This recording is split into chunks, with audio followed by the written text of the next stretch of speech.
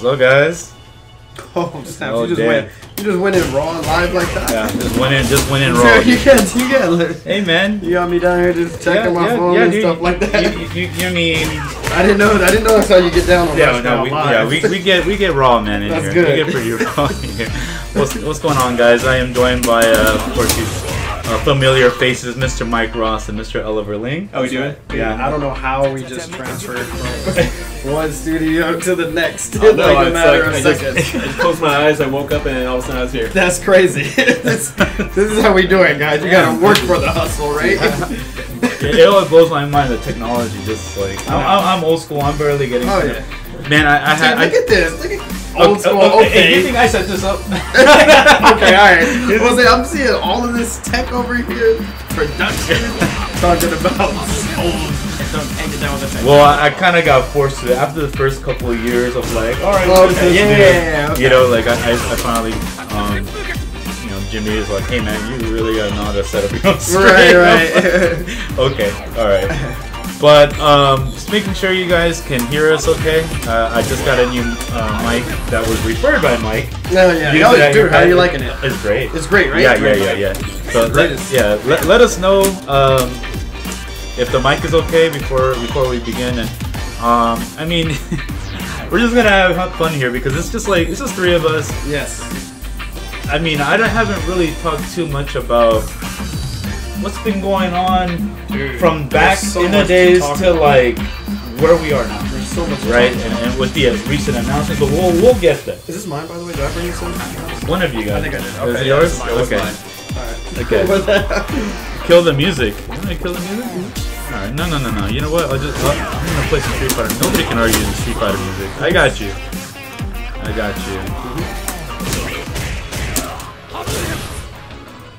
There we go. I'm just gonna go Street Fighter music. I'm just gonna let it ride. But of course, thank you guys for joining us. We're just gonna have a conversation about the state of the FGC, and keep playing, man. Don't make it all awkward and shit. Practice your combos, dude. Eliver Ling, you gotta reinvent yourself.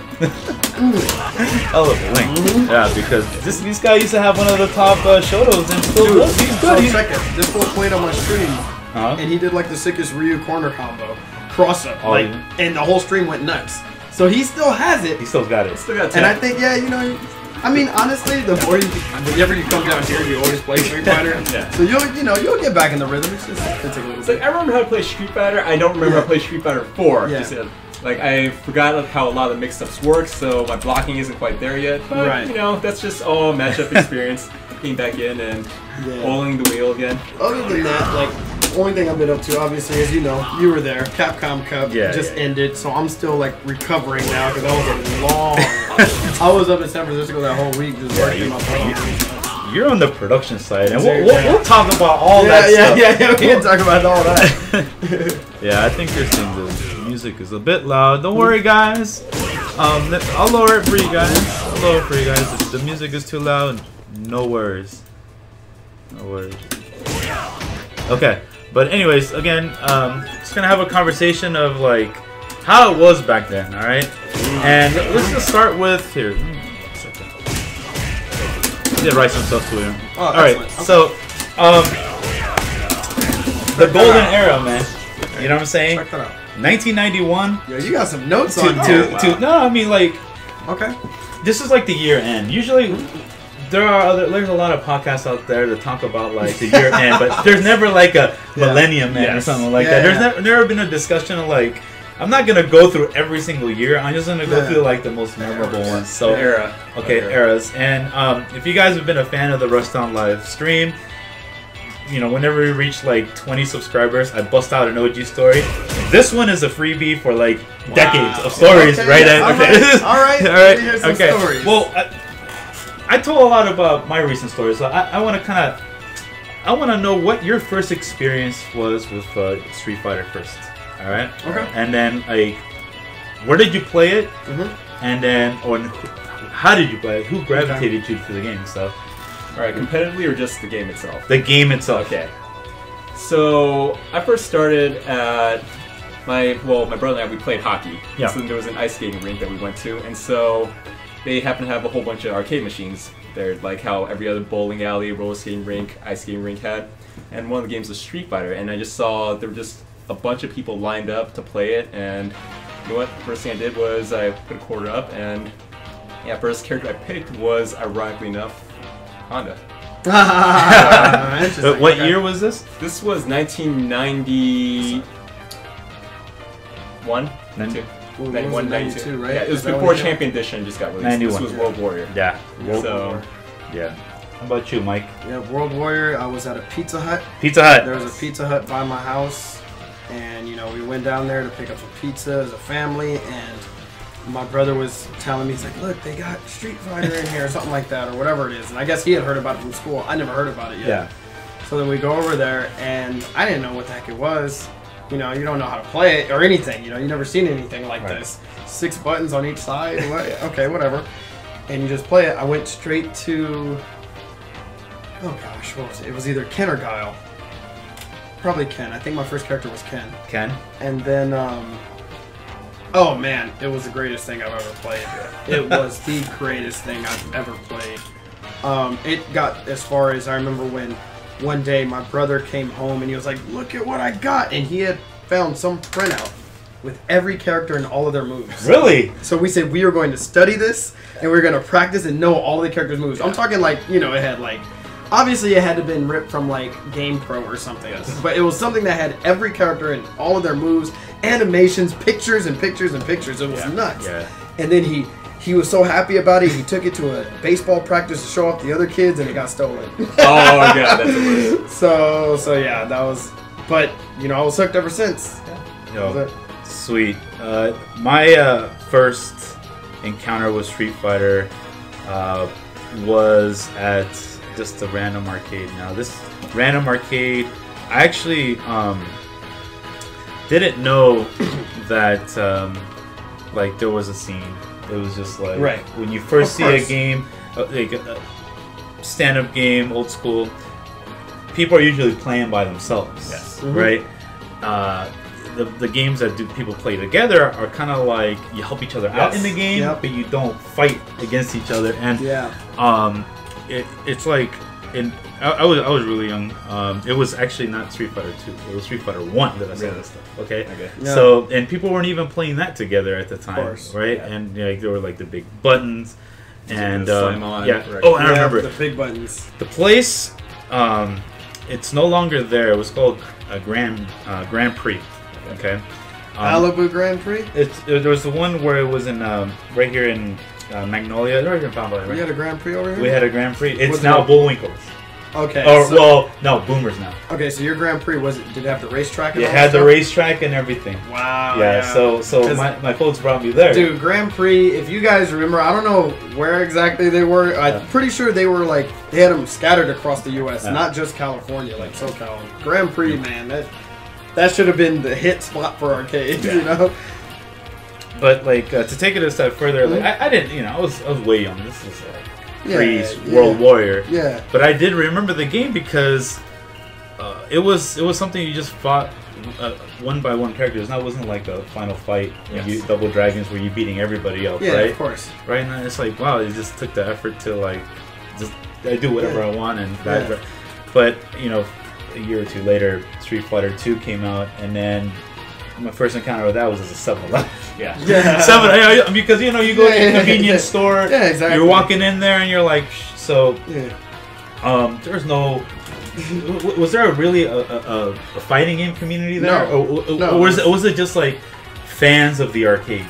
Like That's it. Arcade rats, arcade guys. Yeah. You know, just people that wanted to kill time, and that was a fad for us, like teenagers growing up. What did we kick it at? Like the warehouse music centers, you know, skating rinks, video stores. We were the kings of loitering. We were the kings of loitering. They don't loiter anymore, right? No. They don't loiter anymore. They don't even have signs that say no loitering. No loitering because of you, Eliver. Nobody loiters anymore. No. That's pretty funny, actually. Yeah. I didn't even think about that. Okay. Everybody goes home and rushes to get on the internet. It's funny. So, when was the point that you wanted to play this game competitively?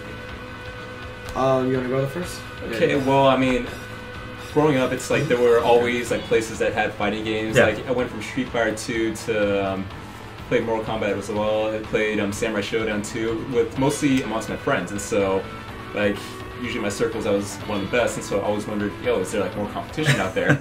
Now I grew up in the San Gabriel Valley. I didn't have access to kart, but it was also the place where there was a lot of competition. You had Pac-Man Arcade, you had Action, right? You had Action Arcade, you had Watson out in Monterey Park. I just never knew about all that until I had access to the internet, where I found a site called Shoryuken.com, and then I saw all these videos on Marvel 2, which is where I actually started getting even more serious about. So you like the crazy games. Yes. Yeah, the crazy games. So, like, I actually, like, little did I know, I had played a whole bunch of people who were tournament veterans at that point. At UCLA Summer School, I played Sin, who was like one of the best Marvel 2 players. At the Montebello Mall, I ran into Potter, and then the first thing he did was Gambit glitch me. like this kid, goddamn it. So eventually I went to SHU, I saw all of them again. I'm like, oh, okay. This is where they play. This is where they all play. And my first tournament, actually, my first matchup was against none other than Duck Doe. This was like that was your first matchup? Yep. Yeah. And so I got a story too. The Duck. I'm gonna wait. The Duck. Yeah, I went 2-0 first tournament, losing Duck Doe, and So, your turn? Yeah, so for me, at first how it started was I used to walk, obviously, I would walk home from school every day, me and my boy Lou, because we lived on the same street, and on the way home was a donut store. Donut shop. And they had an X-Men vs. Street Fighter. And so just to kill time, you know, I might have had some lunch money. I was like, oh man, I could save these quarters, you know. And when I walk home, that's 5 games of X-Men vs. Street Fighter. I'm not that hungry. I can wait. That's right. So, you know, stay hungry to play hungry was real. You know, that's where that word originates, you know. So, this guy. Yeah, I'm sorry. So, you know, we would walk home and we would just play. And, you know, of course, I was terrible. I didn't know what I was doing, you know. This game, you had dashing in there and all that stuff. So I'm trying to dash backwards. I was like, wait a minute. I'm just taking my hand off the stick and dashing with my other hands. Like, I was just so bad. It doesn't matter. But the fact is I started to get hooked to that series. And I played Marvel vs. Street Fighter, not competitively at all, just friends. Oh, I want to get this on PlayStation and play it home on pad and all that stuff. It wasn't until Marvel vs. Capcom 2 came out that I said, I think I want to play this game and get good at it because I suck. Oh no! I gotta tell you that story. Gosh dang it, this is a long story, man. Go tell us, man. What? All right, so here's what happened. I technically should have stayed a casual player and never a competitive player, and I should not even be sitting here right now. All right. Okay. I went to Tilt one time in the West Covina Mall. If you know Tilt. Yes. Yeah, of course. Tilt was everywhere, right? I think. I went to Tilt one day, and this was just like after high school. I was bored, so I just drove there.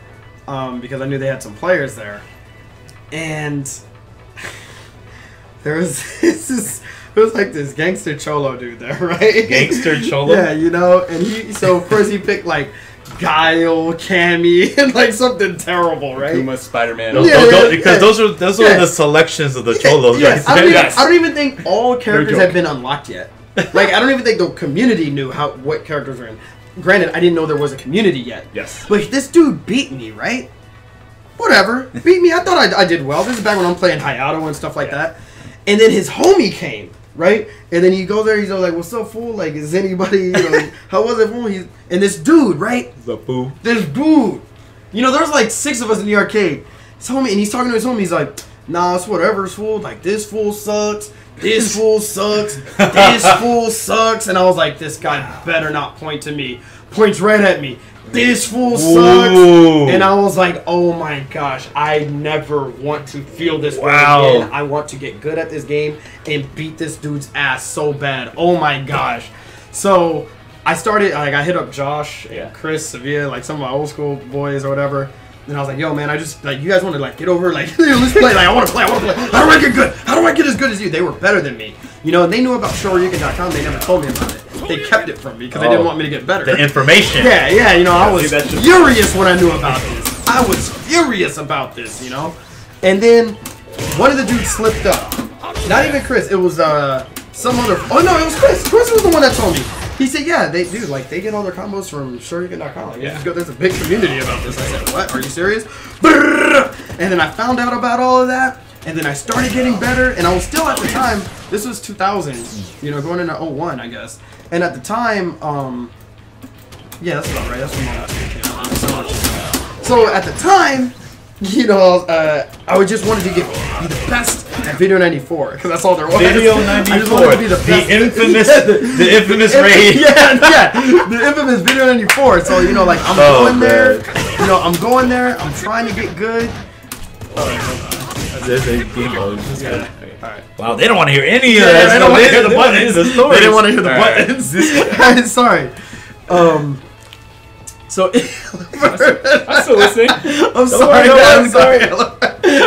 Sorry, the people are going nuts. Anyway, so this fool, okay, he tells me I suck. I'm trying to get good. My boy slips up, tells me about SRK, so I start doing research. You know, I'm like, well, screen name, the Greater Force, whatever. Yeah, the you Greater know, Force. Whatever. Yeah, that's whatever. All right. So, anyways, you know, I'm looking up stuff, and I start getting better.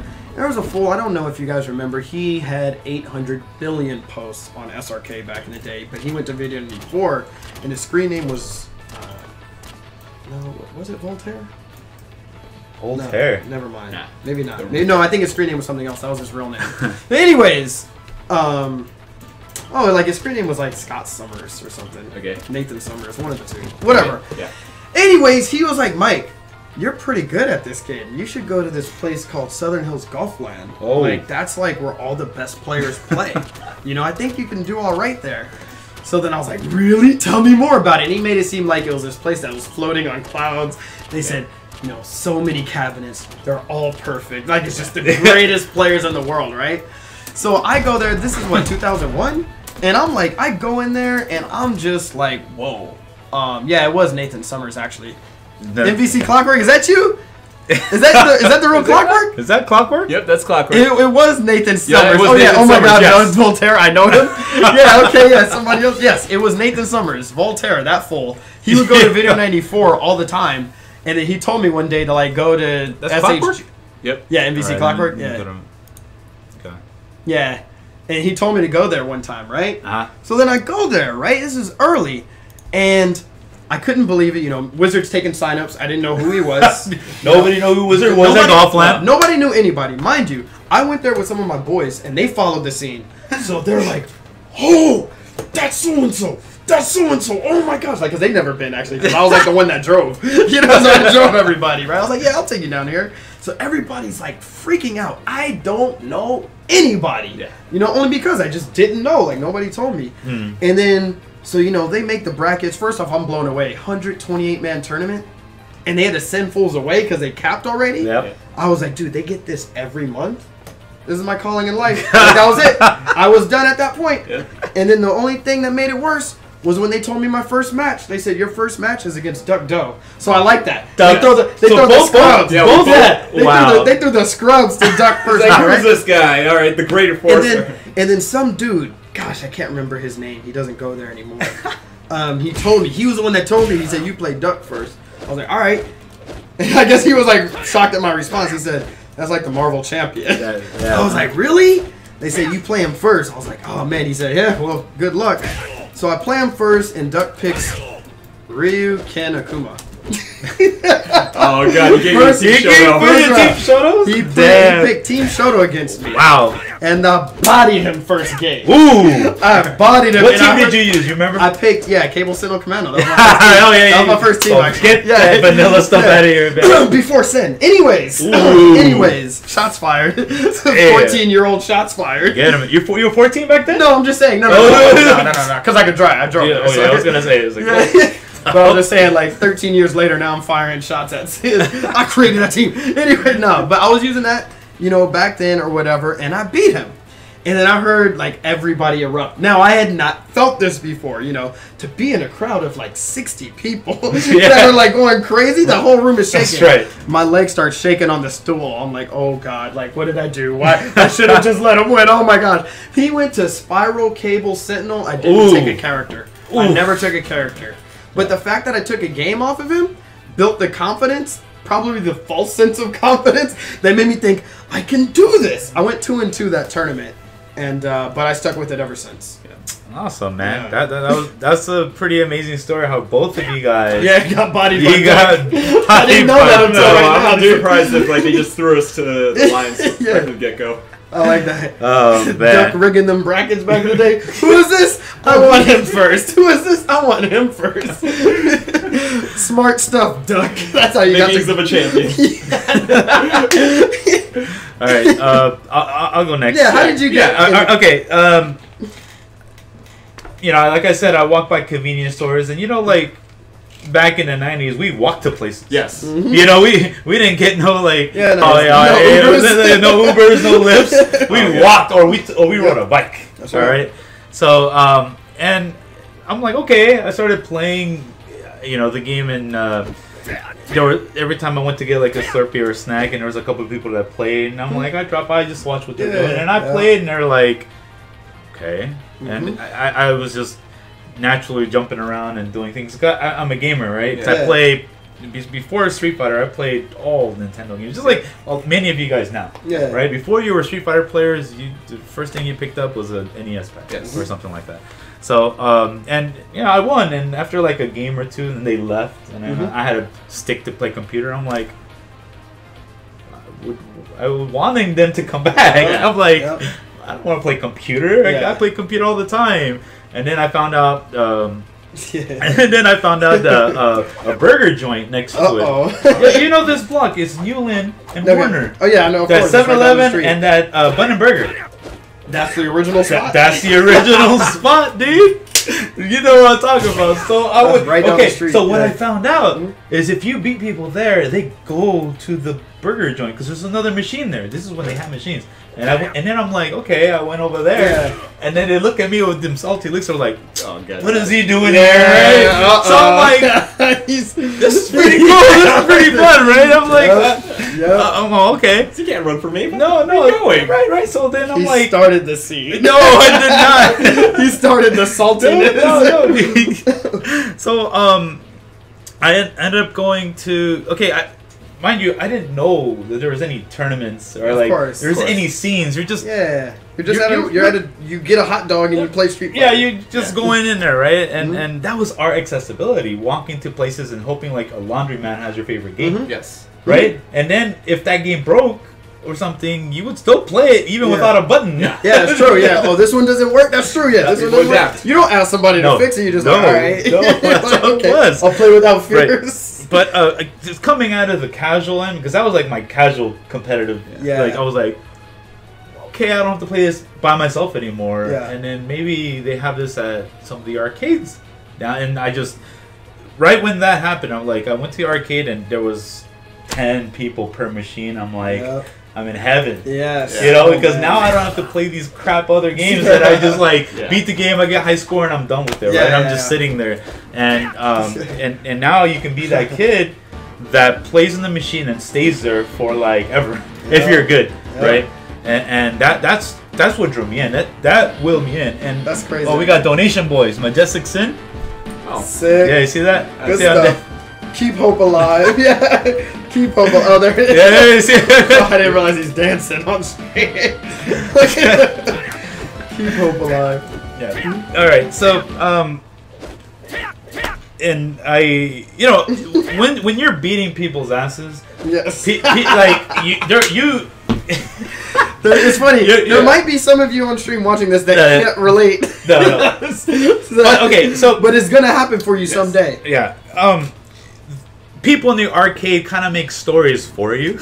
Yeah, that's true. You know, they're like, oh, that guy. Yes. Well, actually, how they referred you as? They referred you as the character choice. Yeah. Oh, that's that Guile. Yep. That's that Guile. That's that Guile. Yeah. Oh, that's that Ken. Oh man. Right. That's that Ken. Now that's that. You know what I mean? Or like. It's true. And then if you knew their name, then like you actually have to know them to kind of know. Wow. Yeah. I didn't even think about that. If somebody knew them by name, if you knew them by name, that much better. Yeah. Oh yeah. If you knew them by name, right there, that they've won a tournament. Yes. Yeah. Like, and it was this. There's this like. He was mixed. He was white and Asian. I don't know which one. So I don't know what, but he was that Guile player. that nobody in the arcade could beat, and I was his good. name Mike Watson? No, I didn't meet him yet. I didn't meet him until the alphas. Okay, so, all right. And then people were telling me, yeah, there's tournaments. I'm like, tournament? Like, what? Oh, you must have got instant. Excuse me, I need to go to the restroom. As soon as you heard that. And so there's this one that he goes every other week or so at a Shakey's. Right, and then there's one at a video store too. I'm like, wait, there's what? This tournament. I mean, I'm not talking how it was right then. Back then, I'm like, there's tournaments. Yeah. There's tournaments. Yeah, like just that word is like what do they play? Yeah, that tournament. What do you mean tournament? It's just like I don't know. This is and I go and I get destroyed. I thought it was good, but no.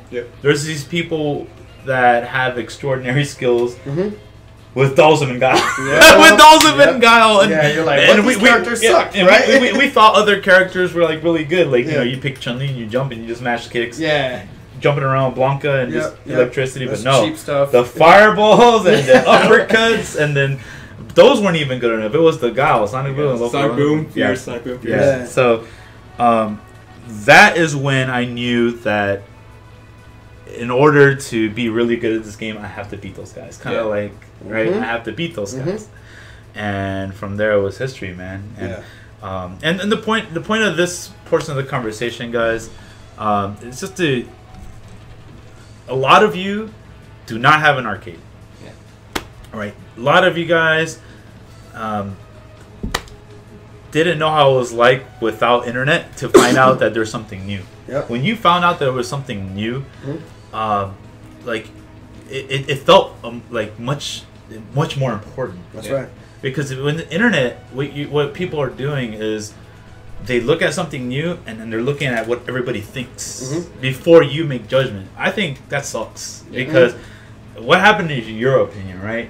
And that's why like a lot of us still hold like the whole grassroots like we'll never let go. Exactly. But you don't have to. There's a lot of us that like still keep the same type of like introduction with everybody. You go to a major these days and some people are just kind of like all shy and timid because they never had that old arcade like, oh, I'm gonna walk, hey, I'm gonna put my quarter up next to you. You don't get that social aspect, right? There was no baby steps for a lot of the new scenes. Like they were just thrown straight into the pit. Like, hey, here we are, 6,000 people in this ballroom. It's like I wouldn't know what to do. Like I'm trying to imagine how I first got into the scene. Like it's got to be scary to think that some of these people jump straight into like, these events where there's 100,000 people streaming, watching. It's like, what?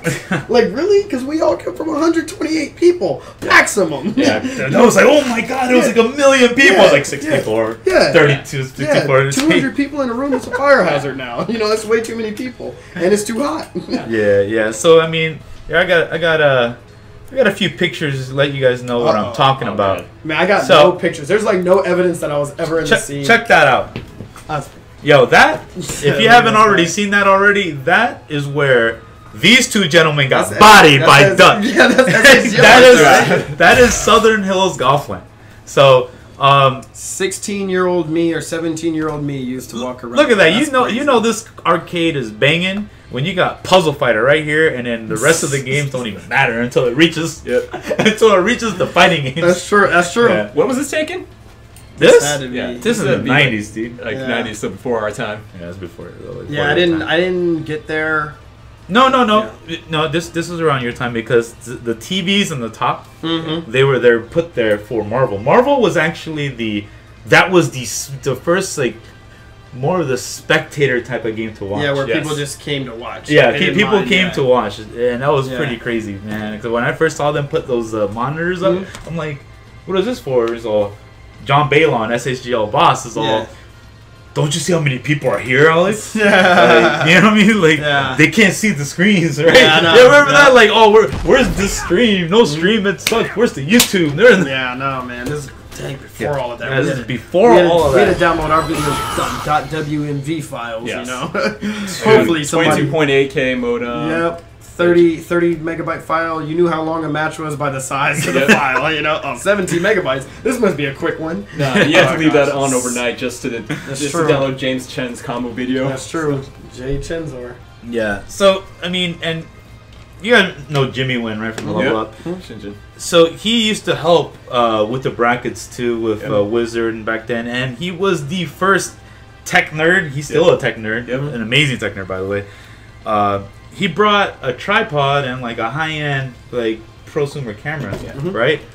And I'm just like going to the arcade, and I see him setting this up next to like the machine, and I'm like, "What are you doing?" He's just like filming stuff, and he's all, "No, direct feed." He's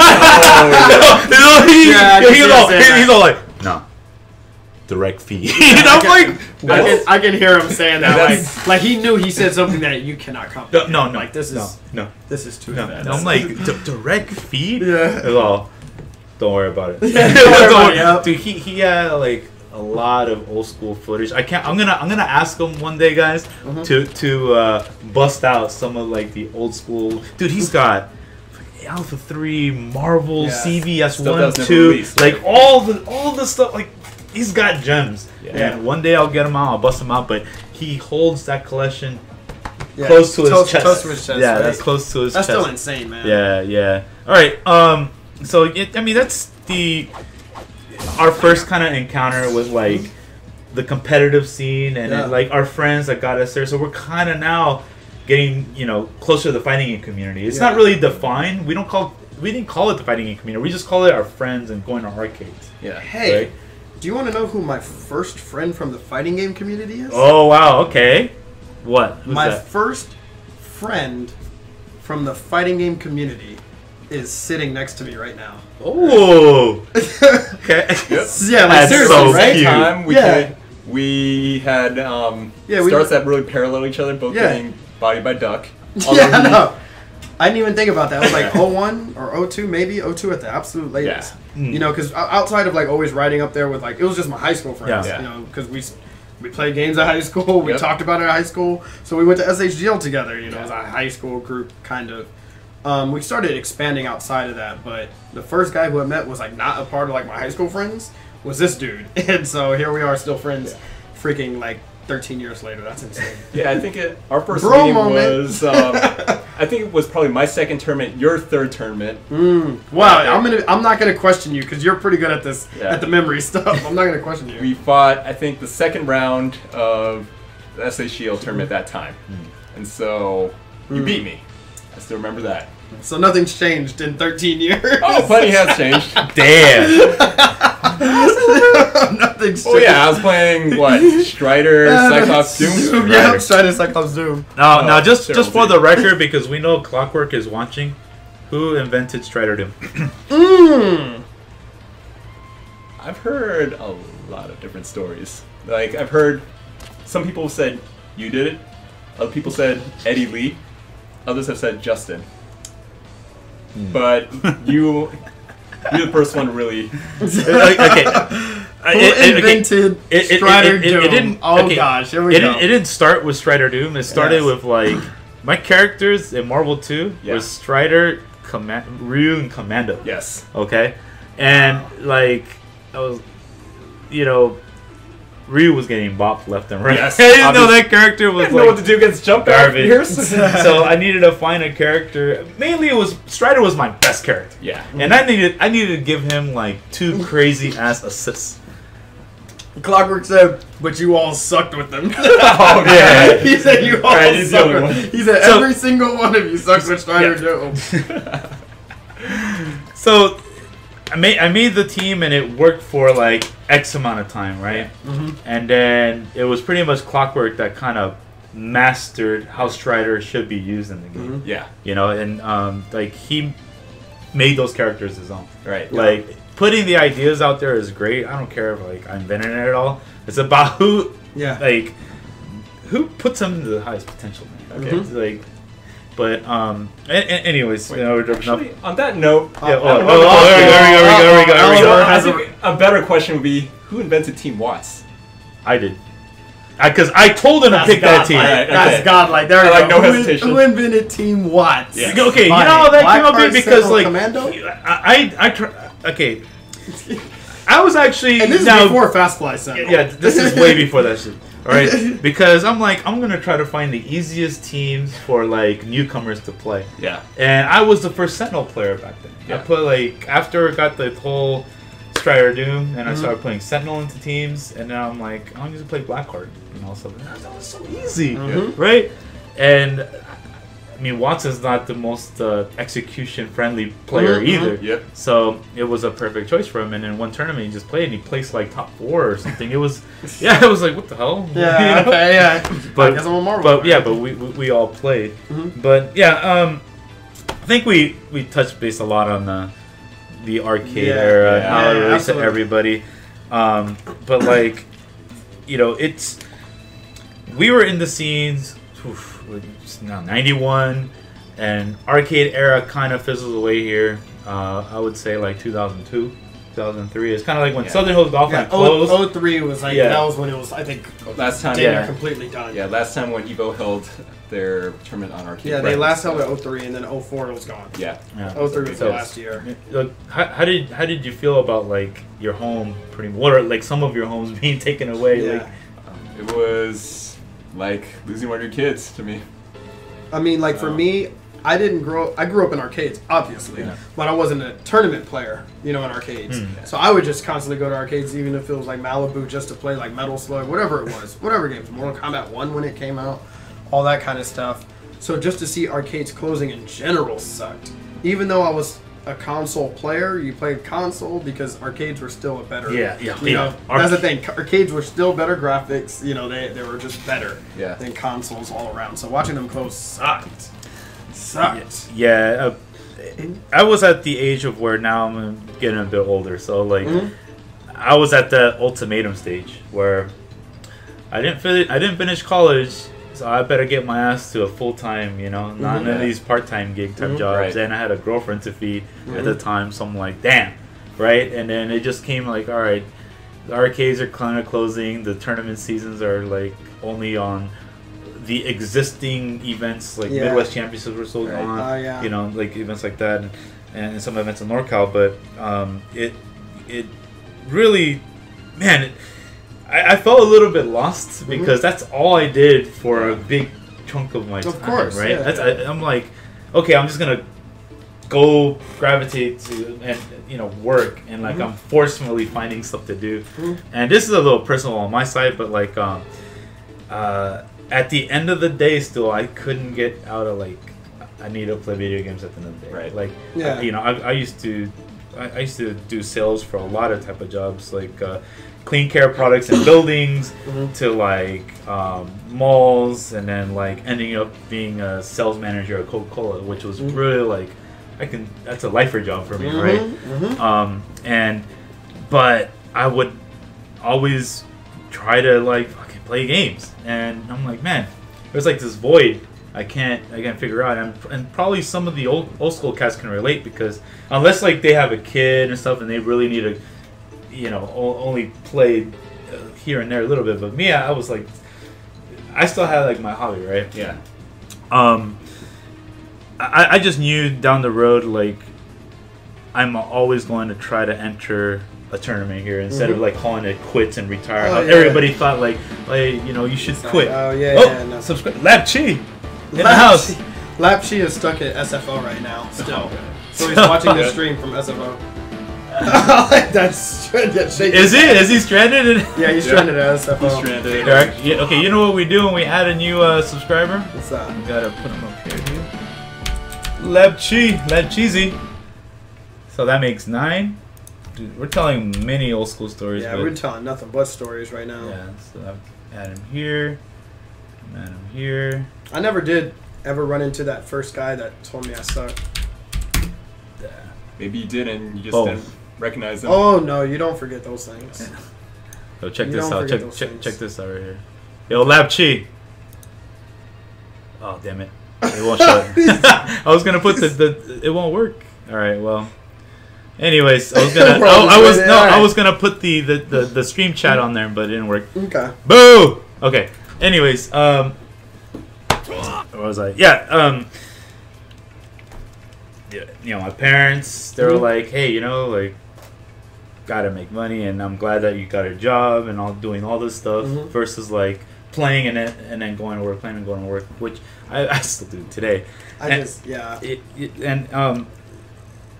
But I you know, seeing how like the scene grow up and how like and in the dark ages too from 2000, which I'm gonna get to.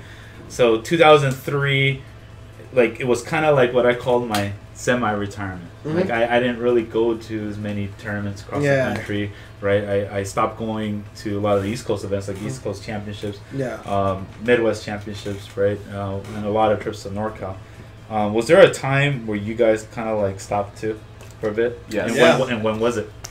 Okay, so 2005. I just got off a good run at East Coast Championships, and then Evo just finished, and I was already preparing to go to Taiwan to study abroad. Now, at this point, I was kind of at the crossroads trying to decide whether I could potentially move to Taiwan and find work there, or come back to LA and explore the entertainment industry out here. And so I eventually had to put aside games for the time being, because in Taiwan there was no Marvel, and all they had was Third Strike. And then I eventually decided to come back to LA, but without actually playing anymore. And it was, so I was just doing my thing. I started working as an after school teacher for a bit, and working some production gigs here and there. And so, in the meantime, I'm still in touch with this guy. That's true. And one day, he tells me to head out to his area one time to grab lunch or something, and then when I show up, he says, meet me at Super. I'm like, oh god, I don't want to. I always know how to bring them back in. Yep. So I show up, and then I start playing like all these guys who I just used to roll left and right, and also there's Bill Wellman right there. Wait, is this Video 94? No, this. No, okay. Are you okay? No, Okay. Now, Bill for the most part was my demon in Marvel 2 until the very end, when I just started to beat him. I started to get a consistent streak against him. I come back, I cannot take a game off of this guy. I'm like, what the hell happened in the last 6 months? Yeah. So this kind of brings the bug back. I'm like, okay, you know what? I'm getting back in. Yeah. But I still couldn't beat Bill, even when I kind of got back. Yeah, no, Bill got on. So yeah, that was, and the rest was history. I was back in the scene, and I was going back to tournaments. I went back to competing after like a 8-month hiatus. So yeah, for me, I technically no. Back then, I never stopped really. Ooh. I did. Hold on, I did decrease the amount I played for a while. We got another one. Hold up. Hold up. That's all. Yeah. I ain't even gotta say nothing. No, you did it, man. Just too old for it. Mesmer dude, we see you. You in there?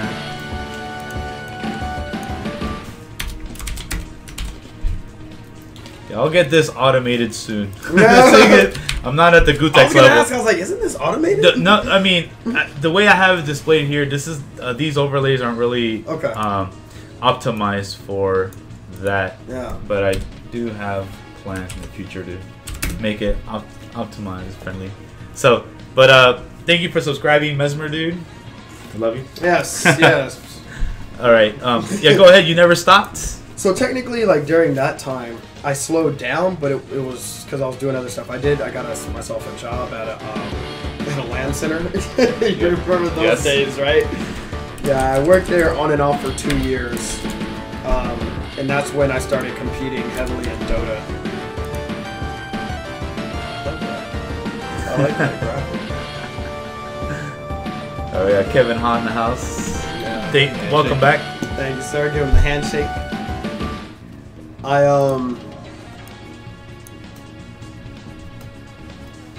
Okay, yeah, sorry. I was Combos. Yeah, do some whatever. No, he was Sound off? Check, everything good? No. Yeah. Oh yeah, because it's too loud, right? I was just gonna say, I started competing in Dota in like 03, 04. Oh, your Dota career came in? Yeah, like 04, and then well, not competing, dude. I started playing it. Sorry, but then in 04, like I kind of told my friends that we should take this seriously.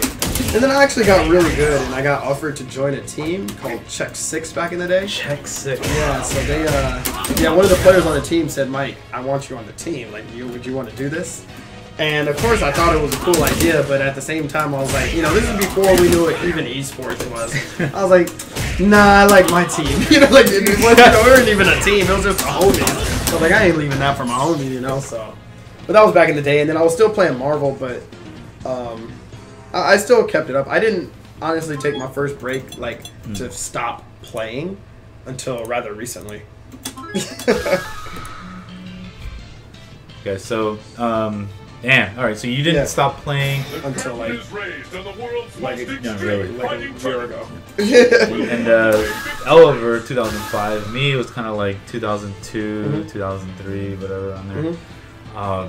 But I've always went to Evo every year, and I think I think the only Evo that I missed a game that I really wanted to play was 2005, the year that the DSP year. Oh, God. Yeah, that year. See, because you know what? If there's anybody to blame about the placings, that will be me. Yeah. Because if I would just say in the Super Turbo era, like me, Watson, and Choi are there. Yeah. The brackets are gonna be top 5 is like pretty much set in stone. Yeah. With like depending if another couple OGs come. Right. But then sometimes you have somebody that practices the PS version and thinks he's hot shit. But I wasn't there, and then but see, like that's the thing. Like what Watson and Troy's biggest weaknesses? Well, that's any old man. Yeah. That's any old man, but adapting to change. When it's something, it's kind of stubborn, right? Adapting to change with like the new system. Yeah, there was obviously something wrong with the system or something. Yeah. Should have played an easier character or whatnot, but stubborn. But I wasn't there. I couldn't help out, and they both got popped. And DSP became. I almost beat Watson that year. It was 2-1 last game, last round. Yeah, you remember that? Yeah, I remember that, and I even went ball rod on him, and he ended up beating me. He tried to go Bison. I don't know why he picked Bison on me, but that did not work. So, but I won the last game, last round. And like PlayStation version, though, mind you, and I didn't practice on that either, though. That version was whack. And we gotta like give it up to Evo though, because they they held the fort, like not just Evo, but like they held the fort mainly when there was no other new fighting games coming out, right? Yeah. And that's amazing, because if you are a tournament organizer and you're paying all this on your own dime, and there's no new games, you're gonna expect how many entrants down the road? Your game is not hot anymore. Sorry. But it's amazing what they did to kind of preserve what the scene has already, the grassroots, right? Yeah. I'm going to actually take it a little bit back, because I want to explain something in regards to how like the scene progressed in the tournament era. Because we talked about like how we got in the fighting community, and then like kind of where we dropped off. So the tournament, training stage. Biggest tournament, of course, that I entered was B3, Battle by the Bay, and that was the first. Let's get started. Fight! Oh, gotta lower the game volume. Oh, yeah, it's all right. Yeah. Okay. Hopefully that's okay. Stream.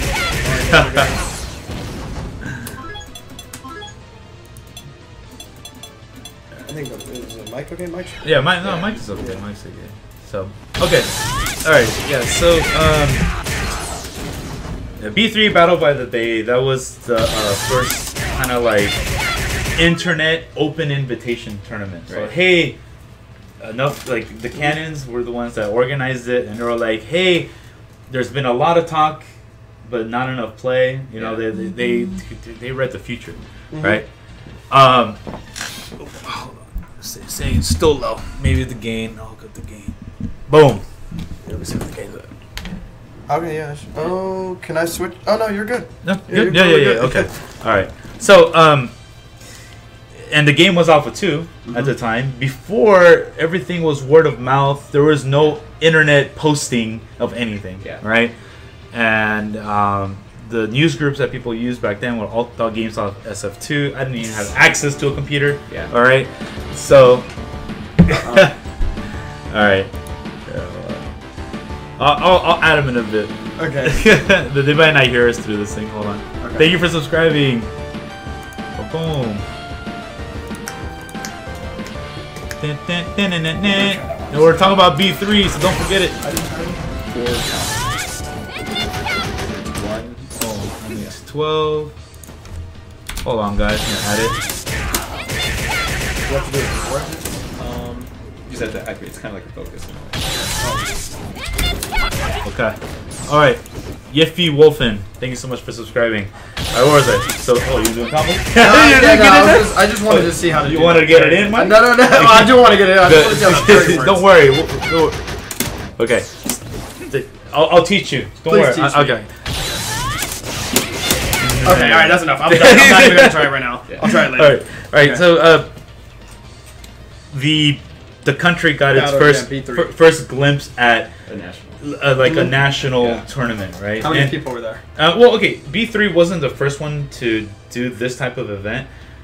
With all due respect, the Midwest Championships had Watson at back in Super Street Fighter 2. Yes, right. So, but I don't think it was as recognized as B3 was, even though Jason Wilson was the organizer there. Like the original, like freaking TO. One of the original TOs, right? The original TO. Yeah, one of the original TOs.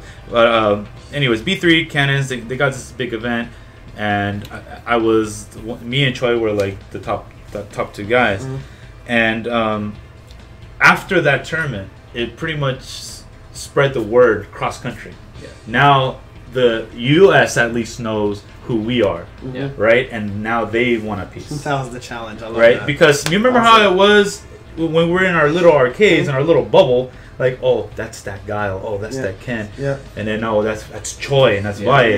Right. Yeah, and names. Right. And what happens after? Like, I won B3. Choi gets second. It was hella close. What happens? Not even a month later, we get an invitation from Jason Wilson to Midwest Championships. That's right. Right. So we're like we can see now the events are getting over the hundreds. Word people are like, oh, I want to get him because there's this guy in Chicago that used to play at Watson and they play right. So let me ask you a question then. Before that, before you won B3, were you aware of these other scenes in Jason Wilson's? Were you aware of all those guys? No. You just went to tournaments. That's it. So all you cared about. You didn't care about what somebody from New York would say if you won. You didn't care about somebody from Delaware. All you cared about was getting first at that tournament with those people. The people there were your competition. Yeah, that was it. You didn't care about nothing else. You just wanted to beat them. I think that's so awesome. That's the right mindset, I think.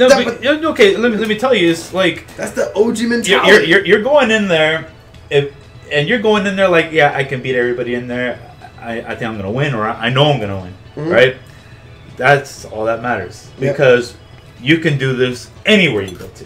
Right? If you're that dude that is like, oh well, if that guy's there, I don't know, then you're already lost. I still want to attack that subject real quick because it just goes to show the difference and mentality of the old school players versus some, I'm not going to say all, of course, some of the new school players. For example, if you lost that tournament, you would have been mad at yourself, right? Yeah. You would have been furious at yourself, right? But you wouldn't have, like, gone on Instagram and cracked the game and said, I'm done, I hate this game, and posted that for everybody else, right? You know why? Because you're playing for yourself, not for everybody else. Okay, this is how the West was won. I'll tell you how the West was won. All right. So the first rivalry was NorCal and SoCal. Right. It was even before my time. It was Watson's, Jeff Schaefer's time, Thomas Osaki, John Choi's time. These guys were battling out like in Street Fighter 1. Way back. So way back. So and how they did it was, and I found out later, if NorCal won an event in SoCal, we have to go up. Yep. No matter what one tournament they throw, we have to go up. There's no question about it. Because if we don't go up and they advertise a tournament, that means we're scared. Yeah. We're scared. Yeah. Right. We suck. They don't even want to try. That's how it was. That and we're all like, no. It would only take like even a couple of us to go up there at least to save face. Yeah. But as long as we went, they held, they respected us. Same thing. If we went up there, which I won a lot of times, that's why we got to see we got to see a lot of the NorCal players during the Alpha Series. Yeah, that's right. Shout outs to the NorCal era in 1996. But okay, regional now. So more regions started to know that we were around, because they wanted a piece, and they met us at Midwest Championships to see if we were the real deal. And it was me and Choi, and then Watson started to come along more of these events, kind of him out of retirement because he was in his little retirement phase. Yeah, we started to just win like all the old school Street Fighter tournaments, new school, and the marbles and the side tournaments. I won. So, and we saw that more players were kind of like, you know what, I want a chance to fight them, right? Yeah. And they still had some of the old school mentality. It's not, I want to fight them just so like people can see me fighting them. No, they wanted to fight us because they wanted to beat us. Yes, they wanted to beat us. That's the old school. Mentality. And there were more players than casuals. Yeah. Right over there. It was. That's how it was. There were like no casuals. No. Well, because it was like one or two. Yeah, you can hand pick them. That guy's a casual. That guy. That was it. Everybody else was there to beat you. Yeah, and so we did this coast to coast for many years, right? And then Justin came around, right? And it wasn't just Justin, but like Eddie Lee and the old school, Arturo. They really were the pioneers of the young cat game, like the games that were like that's kind of like craziness now. Like with even Marvel 1, Eddie Lee and Arturo were undisputed Marvel 1 players. Even they were doing some numbers on Viscant, man. But Viscant we thought was like untouchable in Marvel 1, right? So, but just that's how we grew up. And we getting older, more regions getting involved. The names were getting thrown. In California they got Choi and Valle, and freaking New York they got, you start picking the regions. Cool. All right, I know we kind of drifted on that a bit. Right. All right, so this kind of leads to when did it turn international? Pop quiz. Don't look at the screen. What was the first international Street Fighter match? I would say when you played Daigo. Yeah, you and Daigo. Sure? You Daigo off. That's the only one to my knowledge. That you guys know? Hold on, wait. Mind you, keep in mind this, dude. No. Wait. I had to educate myself because I didn't know the history because nobody would tell me. Like, they did not tell me about anything, Was it Cooney? Because I know Cooney was in LA several times for like Street Fighter 2 tournaments. There are records of him placing in World Warrior tournaments. I'm gonna say Valle versus. I like how he's not here. I'm gonna say Valle versus Daigo. Final answer. Cooney versus Random American. I don't know. No, it's all right. So the Capcom did throw some. Some sanctioned events from their own play. Let me tell you a little history of how something you guys may have not known, but it was in an article, okay? Street Fighter 2 came out, right, in Japan, but people weren't playing together. Right. So Capcom created a tournament so people can play. Because they thought, then that's how people are like, oh, okay, this is how you play this game, right? So, Capcom ran OG tournaments even before my time. I think there was a tournament San Diego and there's a tournament in San Jose because Capcom is in NorCal, but they threw an event. Oh man, Watson told me about it. It was called Bama. They had a junior division and they had a junior division and a champion division, and I think Graham Wolf got second. Oh, man, I forgot got first. But these events went on, but they were never international. Right? It's not until 1998. Street Fighter Alpha 3. Now, Street Fighter 2 has been around for such a long time. Yeah. I mean, it took Capcom that long to kind of like, hey, should we? That's amazing. But what do we do with this what do we do with this? Like nobody and like when they made it, they couldn't have expected that people would be trying to find communities and throw in tournaments and stuff like that. You make a game, you sell it to arcades. Yes. You want to make the most amount of quarters off of your game. That's it. You're not caring about a community. You just want people that play it to play it again. Right. Yeah. So in Japan during this qualifiers for Street Fighter Alpha 2, there were 10,000 people playing this thing. God damn. That's insane. That's insane. That is by far that is okay. The biggest single tournament. Okay, arcade scene over there was like that's every day. Back then was a sea of them. Okay, in the 90s was a sea of arcades. Yeah. Okay. And what's funny is that Daigo, he and Onuki were the two top players, right? And Daigo and Onuki had to play off in the same qualifier. Yeah. Right? And Onuki won the qualifier, but Daigo was able to play in the final, so he only got second. I think it was like top 4 or top 3 or something like that for each of the qualification areas. Yeah. But in the actual world qualification, Daigo perfected Nuki in the grand finals. Nice. In the big ass jumbotron and everything. Daigo comes out and boom. I have a video of it, but okay. So all right, he does this, and they fly him out to. Well, in the video they said San Francisco, but it's actually San Jose. They went to they went to the arcade, which Jason Wilson was the TO of. Jason Wilson was the TO of this thing, and that was the first one, and there was not more than 128 people in there, and that was, if you call it, our first international championship. But then after that, nothing. No. There was absolutely nothing. And the only crew that brought that type of hype back was Evo, because Choi and I went to Japan, and after the invitation of I almost beating Daigo, and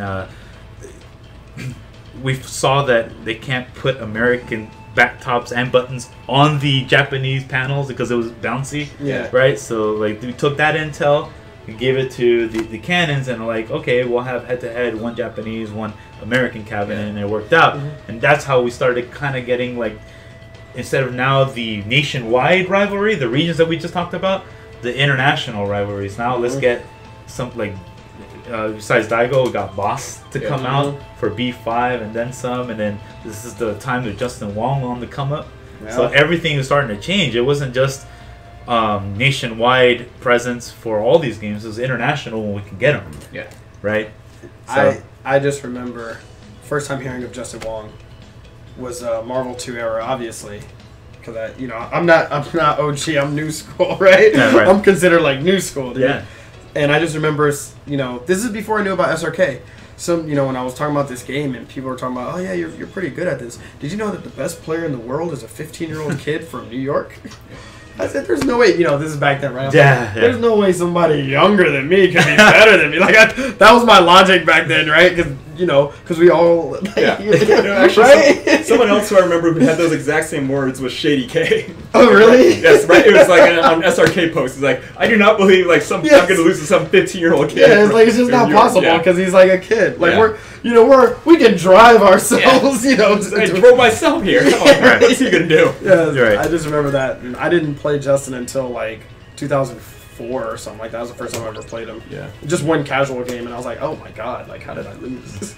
So those are memorable times, of course, of how the international scene came around to be. Yeah. Right? And then the Dark Ages came. Yes. Yeah. And I mean, yeah, we still got like the Third Strike, Amazing Guys, KO, KSK, Mhm. you know, Kokujin, you know, Daigo to come out, and we preserved it, right?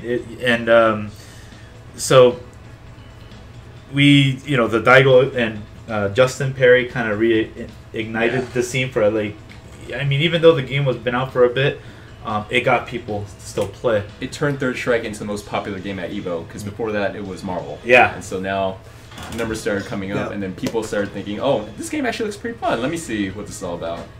Right. So, yeah.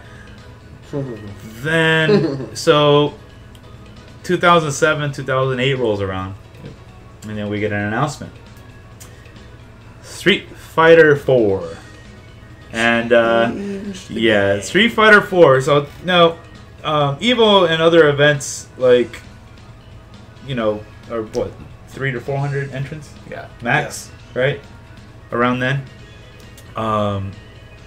Street Fighter 4, you know, even on, like, when it was just showcased at EVO, and it wasn't... 2008. Yeah, 2008. It wasn't even a tournament yet. Yeah. But there was a lot of people. Yeah. There was a lot of freaking people. I saw somebody from the dead there. Who's that? Was Kino. Kino was there at 2008. Yeah. And Kino used to play Marvel with me at Video 94 when he was 10 years old. What? And he was up to my waist. 10 years old. Yeah, and you know, it's funny that he's taller than me now, but at the time he was up to my waist. And I see this gangster-looking dude with braids down to his back and everything. And I was like, no, that can't be Kino. And, yeah, Street Fighter 4 brought him back out. Yep. You know? Made him into the man he is today. That's true. Yeah, so something really, really crazy was like Street Fighter 4. No other, like, it was 8 years. Now, I don't really count Capcom Fighting Jam. Yeah. But Capcom Fighting Evolution, the next one, because we didn't really play it. No. But I mean, the CBS 2 was our last kind of like Street Fighter. Yes, right. It was. Obviously, with all due respect, the Third Strike as being an amazing game, but 2001, 2001, right? Yeah, 2001. Was it 2000 or 2001? Like 2000, 2001, because it was the Millennium Fighter. Right. Okay. Millennium Fighter. The last Dang. So, Street Fighter 4 comes out, and 8 it's years and we are fortunate in SoCal to kind of get we got the machines at AI, right, and the original, the old school Super Arcade, right, before Watson took it, and like tell us a little bit about your experience, kind of like seeing that in the horizon, and by your hoods. Yeah. I can talk to you about that one. Yeah. Because I was going there since it was Western Arcade, and I remember it used to be called Western Arcade, and there were all American cabinets inside of there. It was completely different owners. I used to have to get a stool to play Street Fighter, and stuff like that. You can argue I still have to get a stool for some of you, Yeah, so it's just crazy. Like, it's unreal that now the guy that like owns and runs the place. Yes. Like it's just weird. It's just weird being a kid at this Western Arcade, and now your homies, you're grabbing lunch with the guy that runs it. Surreal. So crazy. I don't know, I could go on and on about how crazy it is. Just how crazy life has been. What you over? Well, for me, it's I didn't really get too much into it at first because I was just busy with some other things. But then, this guy once again drags me into it. I'm your downfall, dude. It's only just begun, Eliver. I'm a horrible human being. I have much to teach you about life. Kids, horrible things. Don't ever grow up to be like me. I'm a bad influence. I'm a horrible human being. So at any rate, I played a few games, and so just to see what it's like, and then I found myself losing some players, and then that's when that same feeling I got when I first started playing Street Fighter came back. I'm like, I don't want to lose this guy. He sucks. Yeah, there you go. Put my core back up. Man. Learn the game one game at a time, and just building on that, and sooner, eventually, it just became into something even bigger. Now, did you guys notice a lot of people you've never ever seen in your life? Yes. Guys who never even entered tournaments who were winning. Mike Cross says, hook me up with... What? What happened? Hold on. Let me read it. Mike Cross, hook me up with 4th badge. with 4th badge. I I mean, hey, if the stream thinks that was a hilarious joke, then good job. Yeah. I don't know. I mean, you know. All right, that's I've never heard a joke like that before, so I'm sorry. Never. If I didn't- Oh well, because we're talking about the old school stuff. He's talking about the old school stuff. Okay. We'll get there. We're almost Okay, there. all right, we're almost we'll there. talk We're almost you- there. So yeah, like you had you had a lot of veterans from all different types of games. You had Marvel players playing, you had CBS guys playing, Third Strike guys playing, and you had guys who we'd never even seen before, like Tatsu, for instance. Oh, yeah. So much damage. Yep. Yep. And so much damage was winning tournaments left and right. We're like, what Paul. the? Yeah, Paul. so much damage. That's a name we haven't heard in a while, Yeah. dude. So I was just gonna say, I just remember, never forget, you know, being on that stage. It was when I was about to play Daigo, right? And I looked into the crowd, and Tom Cannon was standing up next to me, and I just like, you know, as Daigo was getting ready, I just looked at Tom, and I was like, man, there's a lot of people in this audience compared to like 6 years ago, right? Because I remember, you know, Evo at Cal Poly in 04, when I called my brother down there, I was like, yo, you got to check this out. There's like 400 to 500 people here. You know? I was like, I was like 400 to 500 people. He came down there and he was like, you know, he doesn't play any of that, of course, anymore. He just looked. He was like, man, you could never stop playing. This is crazy. Like, it's huge. Yeah. And we're saying that about 400 to 500 people. So when I was there in 2010, just looking at everybody in the crowd, what do you do, man? Like, I don't know. That's just insane. Of course, like a lot of people watching this only come from that era where it's just mass viewers. Yeah. But we're still will be used to. If you tell us there's a tournament and it's inside a donut shop with like 60 people there, we're not going to feel out of place. We're going to be like, all right, this is just how they get down. Like, let's do it. Who wants to play? Am I up? Yeah. When am I up? Yeah, so I think it's so funny. Now people expect a stream. You know? I was gonna say that I was already kind of like in the training mode. Like I got Afro Legends. I was training him to like do some damage in ST. Oh, I remember that. Right? Era too. 2006 that's and up. a whole nother story. Yeah. 2000. Like so, I already kind of like not to kind of play the game, but not being able to like go to all the tournaments. I might as well like start training people that want to learn Third Strike for the first time or Super Turbo, because those two were like the hot games still going on, and somewhat of the traditional Street Fighters. I wasn't really that great in CBS 2, like, so I just kept somebody else. $5. Oh, all right. So that's your donation dance. That's not a donation dance. And then you have a subscriber shake. Yeah, the subscriber shake. And the donation dance. Okay, I got you. Easy way to remember now. Okay. All right. Oh gosh. Yeah. Okay. So got the announcement to 2007, 2008, Street Fighter 4 is coming out, and I'm like, okay, maybe I can kind of like teach people. Oh yeah. The fundamentals of this game, kind of like what I'm doing now. And it was arcade first, so we're playing it at AI and the old Super Arcade, and we didn't know if those screens were laggy at all. Yeah. Remember that? Yeah. Like they just bought big monitors and we played it, and we're like, okay, this is the game. So, so fast forward a year until it was released, until it was finally released in February. And then we played it at home. And you're like, wait a minute. This game is fast. This game is blazing It's true. speed. Yeah. It's true. I didn't even think about that. This game was like really fast. I was like, what the hell? Why are they... is this a stream chat? Why are they saying don't duck the question? What's the question? Oh, yeah, you guys had a question? Did you ask me a question that I missed? That I skipped over? Oh, don't worry about it. Oh, okay, all right. Don't worry about it. I'm trying to troll you, man. Don't worry about it. Okay, Yeah. All right. So, we're getting close to like the present and future. So, the scene was brand new. It was it's pretty much got a reboot. The game got a reboot. Well, with the traditional Street Fighter 2 style, and then the scene got a freaking reboot. And I was like, these guys don't know how to play this game, right? Like, remember, we came from the era that me, Choi, and Watson, we dominated the country for like a good portion of the scene, right? Then like we got, the East Coast guys, they dominated like the new games, like in Marvel Capcom 2, they got all the time. and like they had their scene. But then now I'm like, damn. I don't even think some of the new cats can hold their own if they were to enter a tournament. I just knew this, so I'm like, okay. Maybe the best thing I can do, and there's an opportunity where there's the Gamestop National Tournament was coming around, and anybody can enter a qualifier. Maybe I can go to one of those and try to get a hold of people. Can you? That's where we're going. Can that was an unintentional call too. Can you talk about like your experience, because you made it. You made it to the finals. I know it's one of those things. I almost didn't make it. That second round.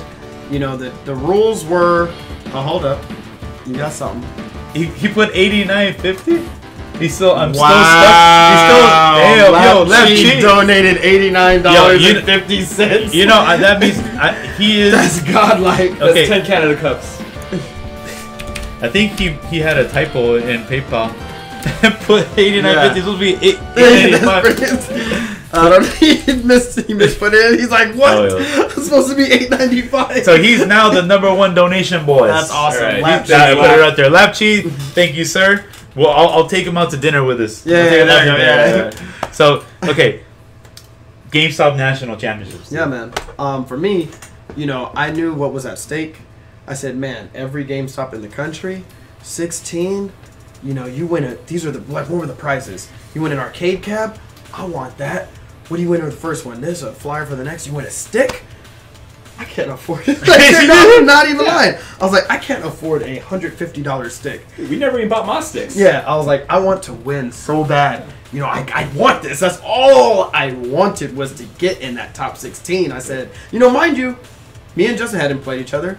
And the West Coast never played each other in Street Fighter 4 yet at this point. Yeah. This was just all local stuff. But, you know, I was watching their videos. I'm like, man, I just think we got it. You know, I think we can do this.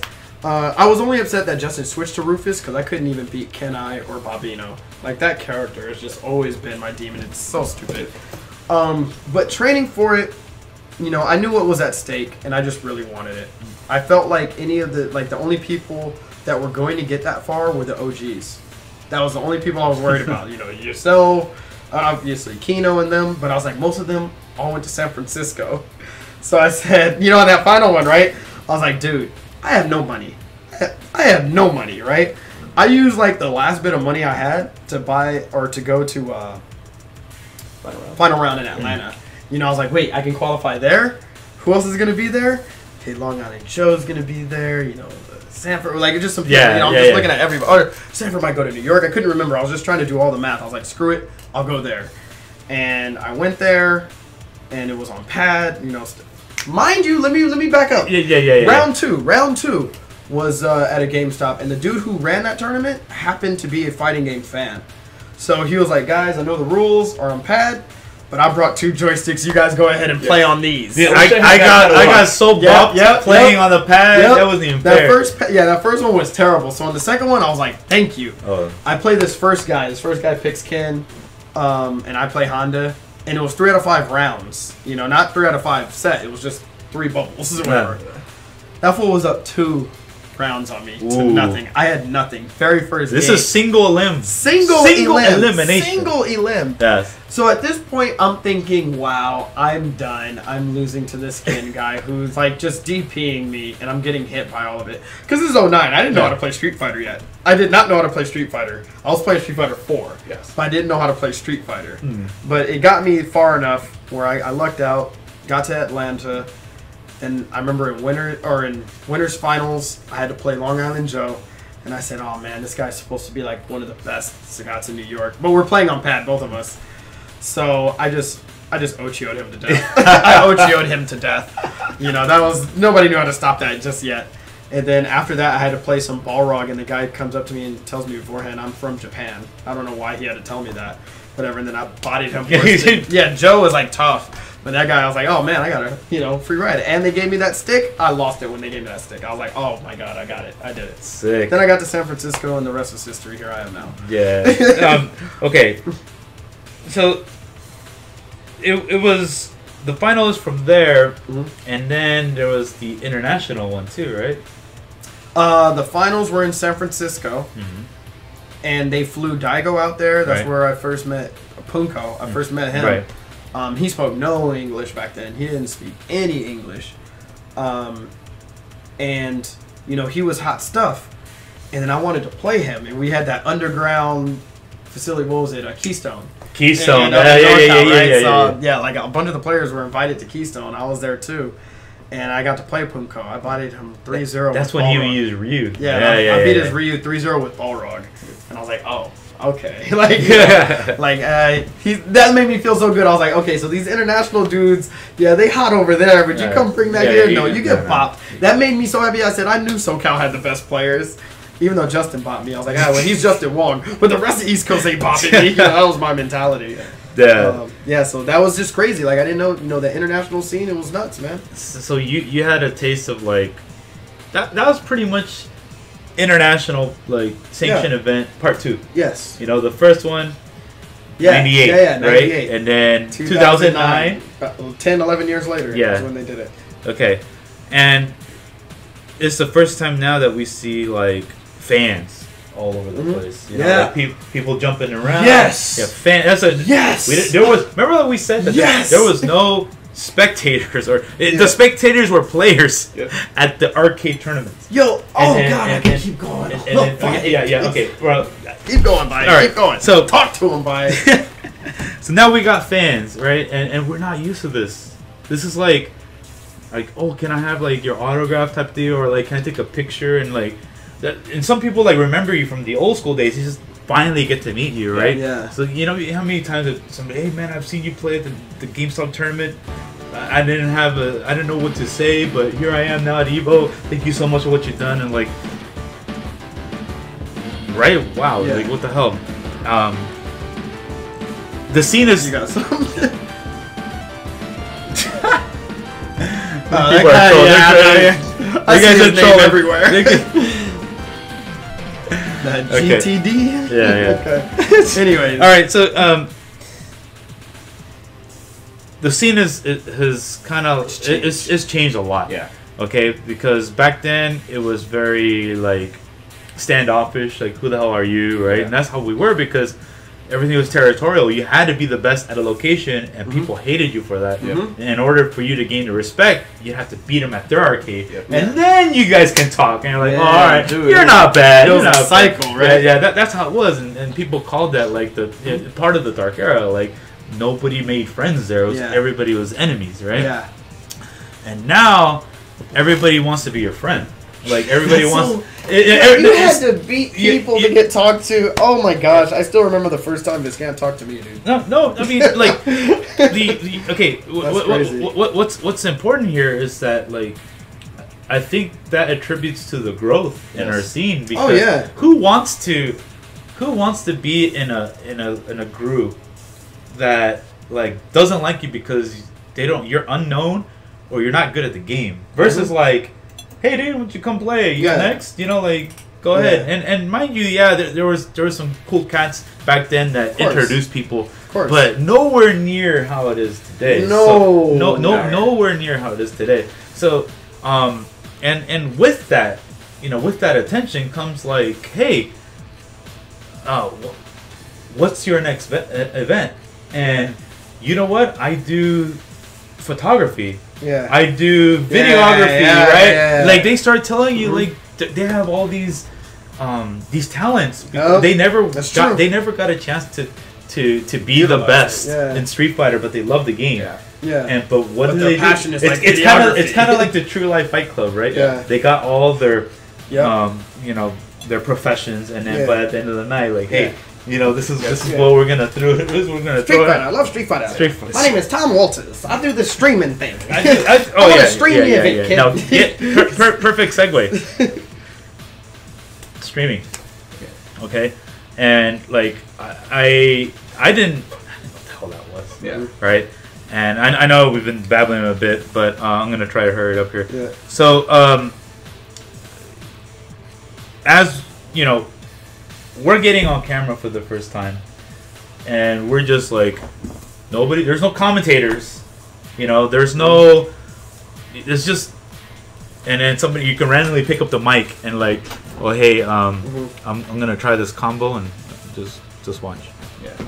Like there's no presentation. There's barely any presentation. Yeah. There's just that's how it was. We were started in a garage. Wednesday Night Fights. Wednesday Night Fights started in a garage. It was AJ that actually brought like the whole. He wanted to stream my training sessions for Street Fighter 4. Do you know who gave AJ all of the streaming tools? Who gave AJ all of the streaming tools? I don't know. That would be Gutex. That would be Gutex. Yes. Because I remember he was the nut job talking to me about streaming and all that stuff. He was the nut job? And I said, you can't broadcast this and other people watch it from their home. There's just no way. There's no way that's possible. Yeah, so he was the one filling my head. He said, yeah, that's the wave of the future. We got to get on it and stuff like that. And then, we streamed, he streamed SBO quals and all that kind of stuff. First tournament stream. Yeah, that was the first insane. one. That was the one with the crazy Believe. Yeah. So Gutex. Yeah, that guy.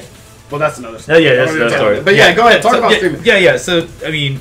But to make it a consistent, regular activity. Right. Talk about that. Oh, man. Yeah. Slightly before streaming, I just invited people to play. Mm-hmm. It was I tried to do it at my house, but people weren't comfortable there. Mm-hmm. Went to another friend's pad, but then we kind of like got too many people in there, and we eventually got into Shigo BMX's garage. And I invited people to actually discuss who they were, like talk about who they were. I went down the line. I don't know if you went to this, but I went and said, "Hey, what's your name? What character do you play, and why are you here?" I did this. I actually wanted to talk to them. Yeah, I think I might have been there, but I don't think I got.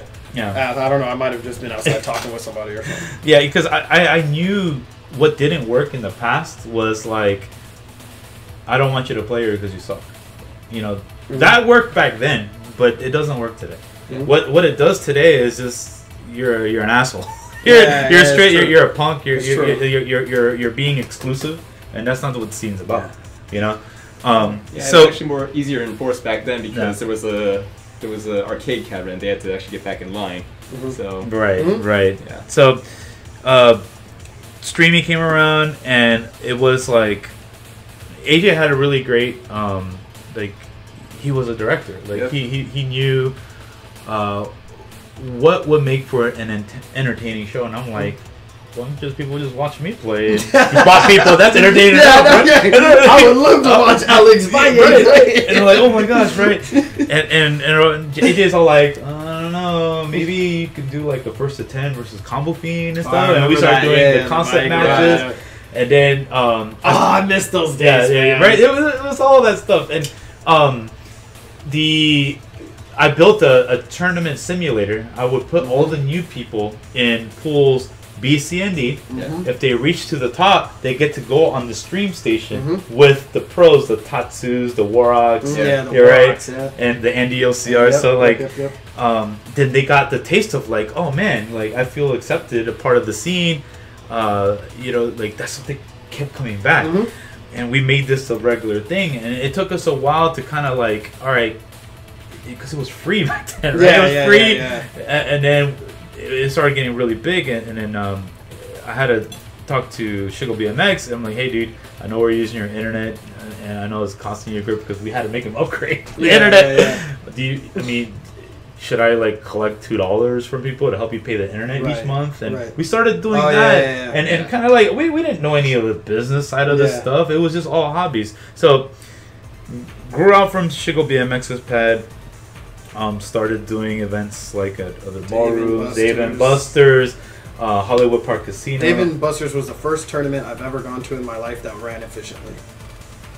Damn, you're first. That's all I remember saying and thinking afterwards. I was like, dude, I don't know how Valle did it, but because like you kept talking about it, like, oh, it's gonna be so efficient or whatever, and all this stuff, right? And I remember going there, and I was like, we're done.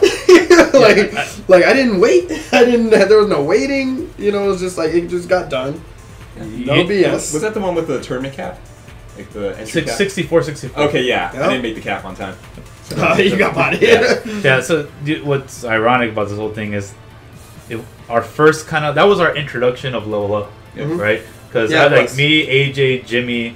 That's another great Frank, game. Brian, like all the House of Sakata crew Yeah. and the Orange County guys, That's like right. me and Jimmy got together. House of Sakata. Yeah, like we were Oh, like man. we because like Frank was the brainchild of like the higher end stream show. Like Yeah. AJ was like the director, Jimmy's the technical liaison, Yeah. Brian. Like we all already had Everybody had their roles. Yeah, had our roles, and I was like, hey, I had the vision of like, why don't we stream events, you know, and get the scene to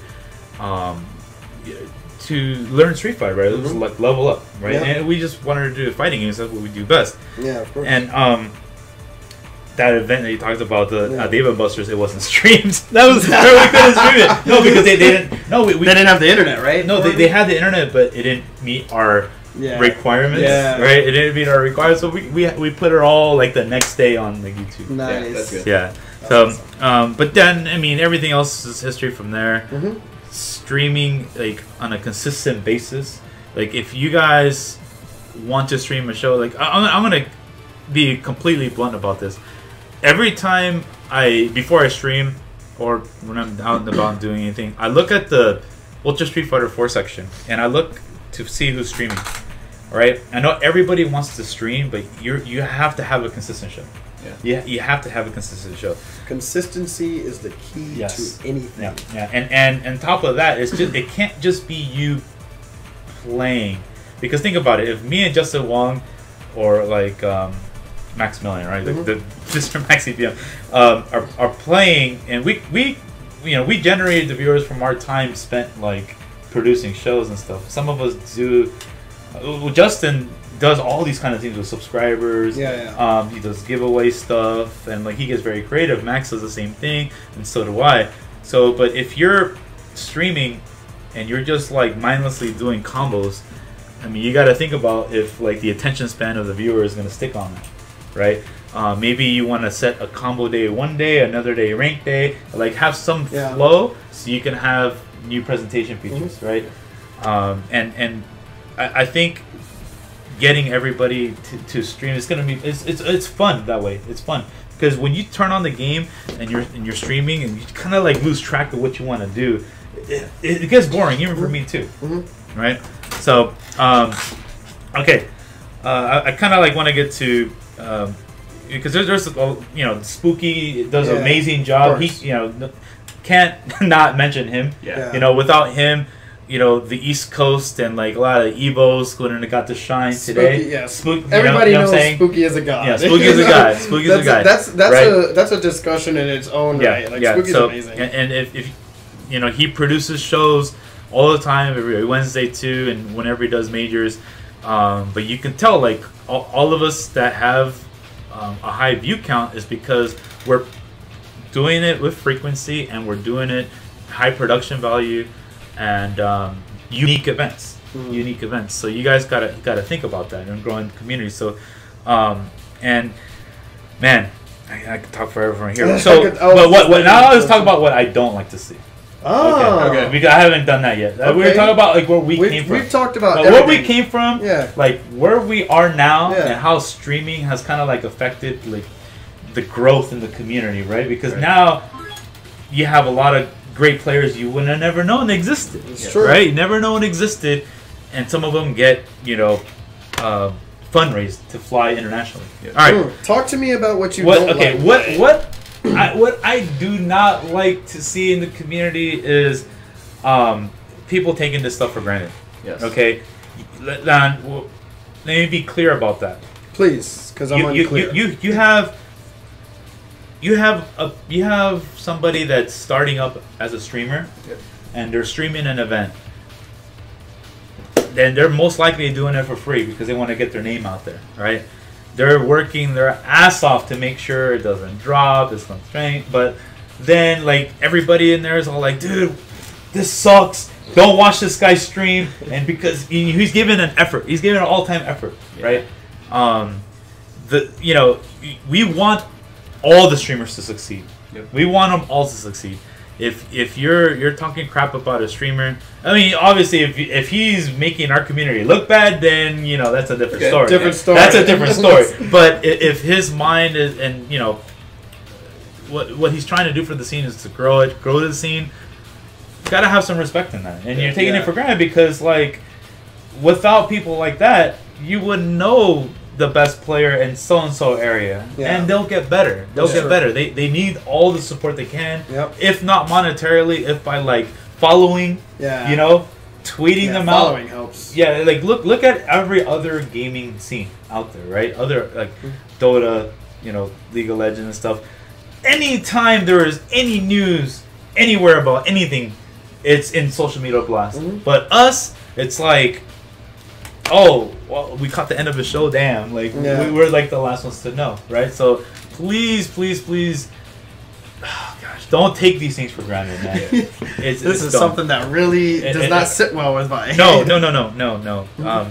And I'm not just saying it because we have a lot of people watching. It's because we want to collaborate with as many people as we... I can't see it from here. It's okay, don't worry about it. Don't even say it. Oh, okay. I'd rather just know that there's 5 people. Nah, yeah. So, okay, that's one thing. And that's the first and foremost. Respect your streamers, the guys that produce content. Because without them, you wouldn't have what you see here today. We got inspired by watching what they did at SPO and stuff like that. And which leads on to... What's next though? Where do we go from here? What we got the streaming, we got the community, right? We talked about past, we talked about present. Now he's going in the future. Where do we go? Where do we go from here? And with the recent announcements at the Capcom Cup, 2014. All right, we've reached, man. It was 50,000 this year, right? It was 50,000 or more plus 50 plus. Oh, watching? No, I'm sorry. The prize. The prize. Yeah, prize pool. Yeah. If you include the Teespring campaign, then it was over 50. Okay. It was definitely over 50. All right. Pretty much the biggest payout, biggest payday for Street Fighter. Momochi probably walked away with 40 grand. Yeah. The biggest payout in Street Fighter history. Yeah. Okay. Hands down. And then they just announced the Holy Grail on us with $500,000. $500,000. That's an extra zero. That's an extra zero. They added an extra zero. That's an extra zero. Added a zero to that. Yeah. And I just, when they announced that, I knew people would go nuts. I didn't expect that reaction the way it was. It was, when people see, when people saw Charlie get announced, hold on, let Vi do his dance. No, he just donated $5. Let Vi do his dance. Majestic Sin. Hold on, I'm gonna let you finish that dance though. Boom. So when they announced that, I knew people would go nuts, but it wasn't like when they announced Charlie. Sorry. Everybody, oh my gosh, that's what I want to see. When they said, and next year Capcom Cup prize pool will be $500,000. Oh my! It was shock. It was wait a minute, was that serious? Yeah. This is a troll, right? This can't be real. They didn't even know how to act because those numbers have never been used with FGC. No. Yeah. Okay. Let's talk in grown folk term because 50,000 is amazing as is, right? It's amazing. It's amazing. $500,000 is you can kind of live on that for a year comfortably, right? Yeah. Oh, okay. We don't know what the distribution is. Yeah. But I mean, you're playing for something that you can actually live on. Now. Yeah, I'm pretty sure you're gonna get more than $50,000 for winning first place either way, right? Something. We can only speculate. You can live off of that for a year. It's I remember 25th anniversary edition. Right. Infiltration won 25K in Street Fighter, 25K in Cross Tekken, and a car. He collapsed to the floor after he won all that. Yeah. Actually, that was probably the biggest payday. Yeah, but that guy's surreal. Yeah. Okay, 2012 was infiltration year. That was Full got a grown man's salary and a car on top of that, like a company car. Here you go. Now imagine if he wins something like this next year. Just any of us, like our peers. I mean, this is not a time to where it's like, oh man, I'm gonna, you know, we've passed the hateful time, man. I am more than happy to like congratulate anybody that we know to win all these stuff and like and keep it going. Me and Combo Fiend had a long talk about that. We're like, yo, man, how does that feel? You know, like, because we're you know, see, you're in the mix too. It's like you're not devoting your days to training and competing anymore. You know, to know that there's gonna be some kid out there that's gonna walk away with like the biggest payday. And it's kind of like past all of us. I mean, technically, we can stop everything right now and jump back into the fire and get that money, right? Like we technically we can. But it's like we're almost in a position where it's not likely, you know. And we're not even going to be sad that we don't get it, you know, because we want to see somebody get it. It's just crazy that it's not gonna be like, I'm sorry, that's the competitor in me. Like I'm having an internal conflict. I was like, yo, what do? Do I pick the game back up? Nah. Yeah, and just from our history of coming up, arcade scenes, and there's tournaments, and then there's ballrooms, there's Evo, right? And like beautifully set up by right. We've come like from the struggle. Yeah. Right. We've come from the struggle. Yeah. I mean, for so many years, but you know, in retrospect, this is truly the time we all grew up because with $500,000 out there, let's take a you're looking at it. Let's take a step back and think about what the big picture means. Okay, there's a lot more into the just tournament scene behind it. There is the attention behind it. Okay, if you're a gaming journalist, if you're a content provider, if your stock just went up as in parallel to this stimulus package that's coming. That's true. Okay, so with that said, that's why I'm saying one of the things that I can't stand is people like take it for granted, taking this stuff for granted. Now the history lesson. This is so important. No, there's no education out there. No. So your buddy, for instance, that is a web developer, right? Yeah. And he loves fighting games, and now he can possibly produce something for a gaming site because this thing is happening. Somebody that's posting interviews, somebody that's doing photography, all the things I just mentioned. All right, they get jobs, right? Your favorite guys that cover events at tournaments. Now they get flown out because the attention is there. Okay, so that's talking about the guys that probably won't like be competing, and then the content producers, myself, Spooky. Like obviously, when we stream stuff regarding these events, more people are gonna watch. Because that money is there. What else comes with it as a player? Now this whole growing up thing. Now potentially every tournament that you go to is a resume to a league, a team organization. Yeah, every resume that you go to, it is true. It is a resume because that's true. You know, let's face it. Only some of the events a year get the recognition of, like, you know, Evo, the tournaments on Capcom Pro Tour, and by team organization, Evil Geniuses, Team Curse, right? And everybody else that actually wants to get a player in there. Now, any event that has to do with this stuff, they're going to want in on it. They're going to want in on it. Now, if you're out there negatively impacting the scene now, good luck in being part of it. It's hard. It's hard. I mean, it's so hard because I mean, I want everybody to kind of like just take a step back and you're like, hey, I want to help as many people as possible to make this the best experience we can possibly be moving forward. All right, there is no like I want to stop everybody from getting that money. It's random who gets it. It doesn't even matter anymore who gets the money. It's the attention brought to the scene that we've needed for such a long time. Vice talking about all the real dude. It's right now, like the real attitude. It's. I've seen it from the beginning.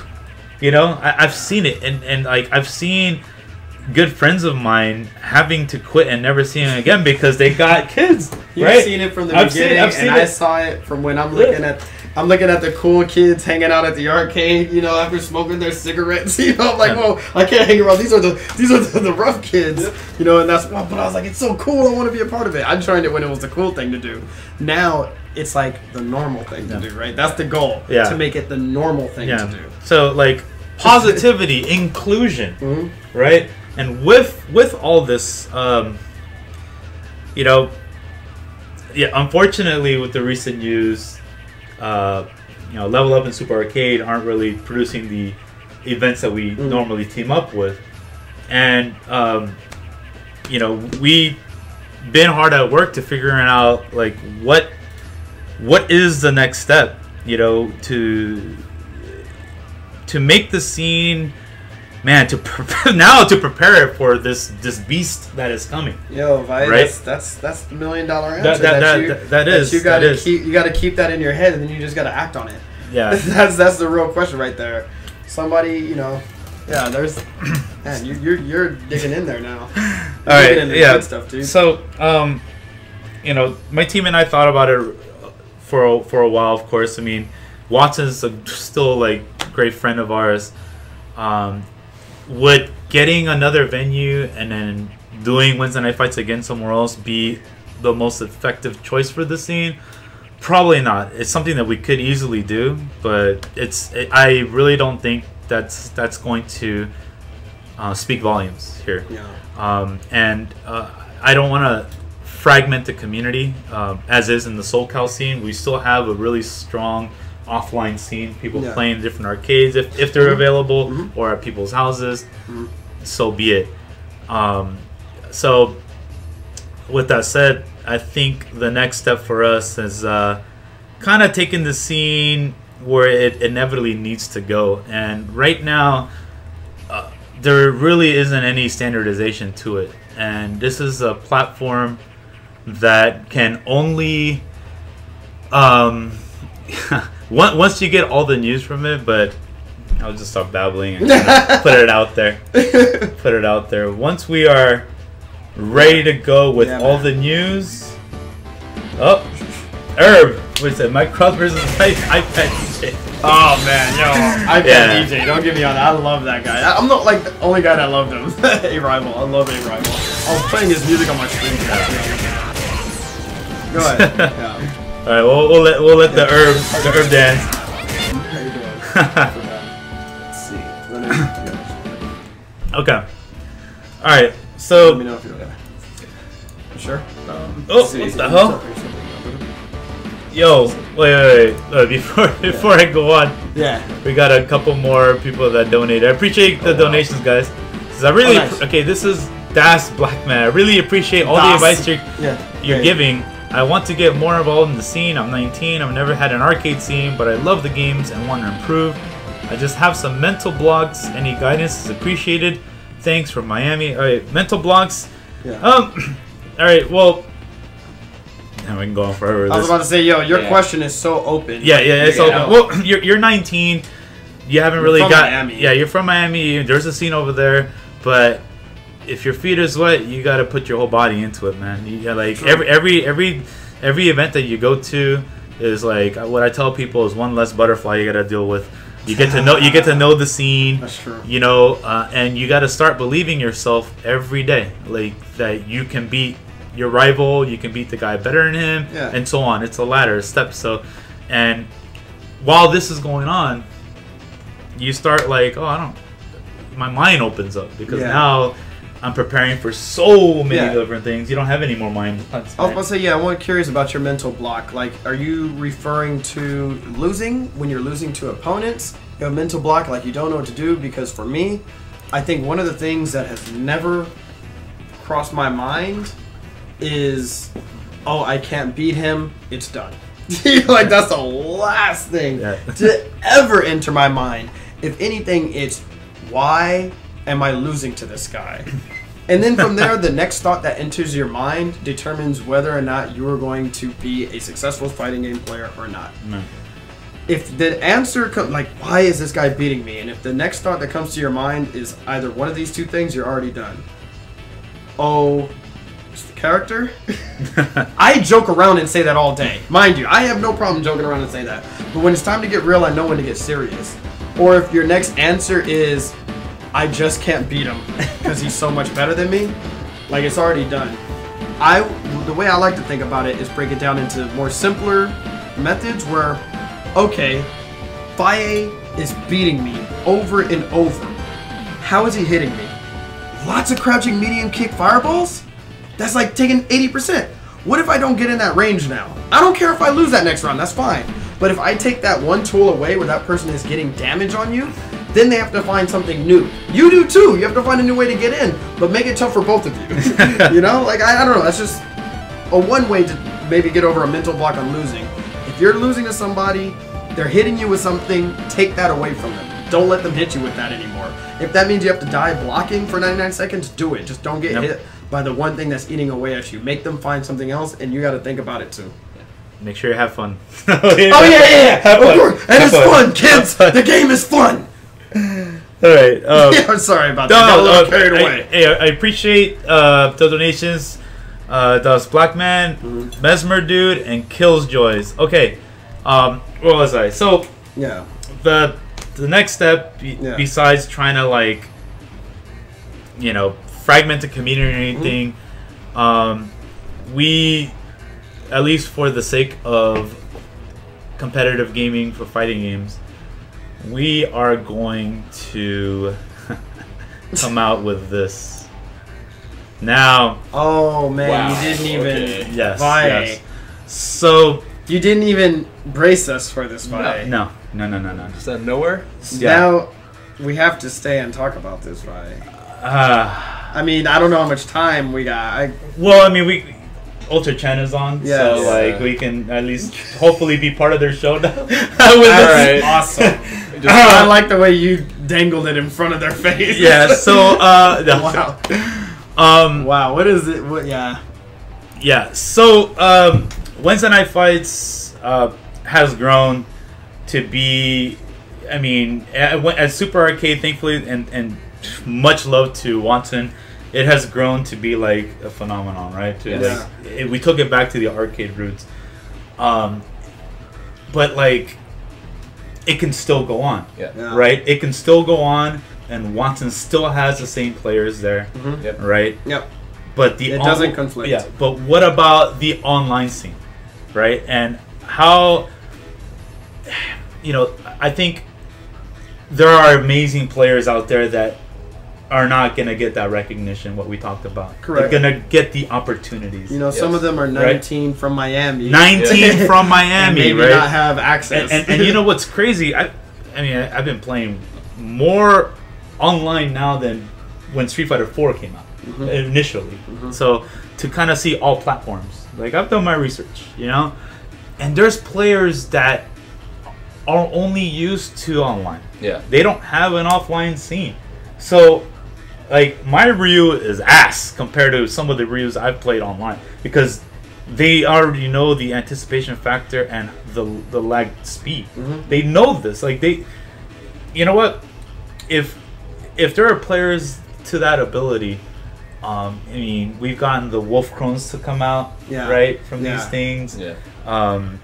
It's possible. Latif. Right? The Latifs, right? Afro Legends. Yeah, Afro Legends. Yeah, so this is gonna be, all right. I can't get into too much details about this because when we're ready to, just know that you know where I came from, you know where Mike and Oliver, where we came from, and where we would like the scene to go. Yes. Right?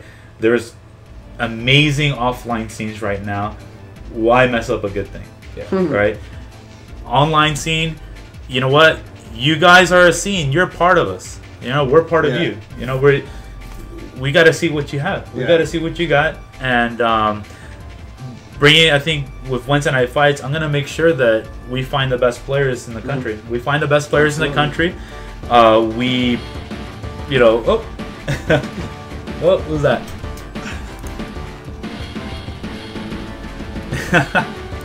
Anyways, we got excited people. Yeah. Excited and like, what? Nice. Fantastic punch bot. All right, thank you. Appreciate that. Some of you people. Some of you guys. Yeah. So, I can't really talk much, but I'm only gonna leave you with this. This is sick. I like the way Wednesday Night Fights Wednesday Night Fights Online Edition is coming to a home near you. I think that was remarkable. I actually like the way you did the past, present, future, bringing it to Wednesday Night Fights Online. Yep. That's actually genius. Let me see if I have anything else. Yeah. Any last things that you guys want? Because I know we've been grinding on this talk for like 2 hours. Yeah, it's okay. Last things I want to say, of course, is I want to thank everybody who is still watching and still like supporting everything that we're doing. Odin Action is in the chat. I'm reading it. He says, "Mike, do you remember me?" And if I'm not mistaken, you earlier were the guy who I was talking to at Capcom Cup. We took a picture together, we chopped it up for a bit, and then you went upstairs to go get a book signed by me, and I waited for you until you got back to make sure that I signed it for you. Odin, is that you or am I incorrect?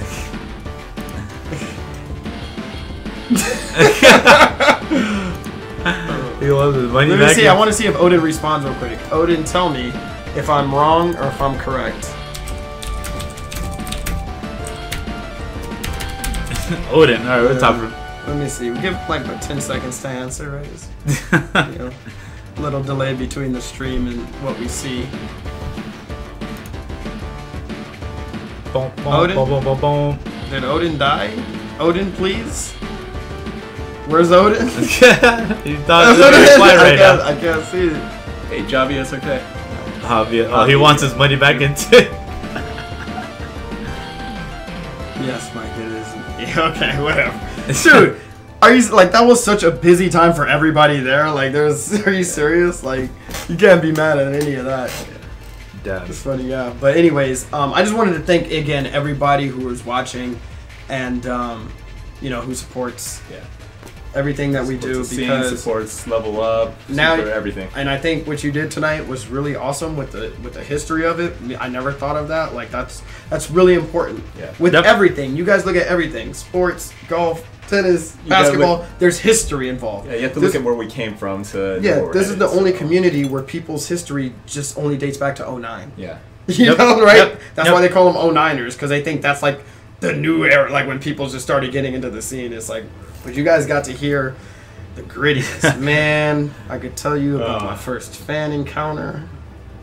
Oh man, this is crazy. I don't know. I don't even know why I'm sitting here today. No, I appreciate you guys coming out, and you brought a lot of memories. Hey man, I just wanted to have a conversation. A lot of memories. I wanted to have a conversation with everybody, kind of where we came from, and where the scene kind of like needs to go, at least from my opinion. And I'm just trying to give opportunities for people that wouldn't have got the opportunity at the time. So, but I think that's all the time we got, guys. Apologies to Ultra Chen. Make sure you guys tune into them. Is it Ultra Chen TV? Yes, twitch.tv/UltraChenTV. They should be streaming right now. Yep. And they're also wrapping up their Capcom Cup discussion, so please tune in over there right now. All right. We will be right there too. All right, guys. Have a good night. See you next time. Happy holidays. Thank you, bye. This is awesome. This is awesome.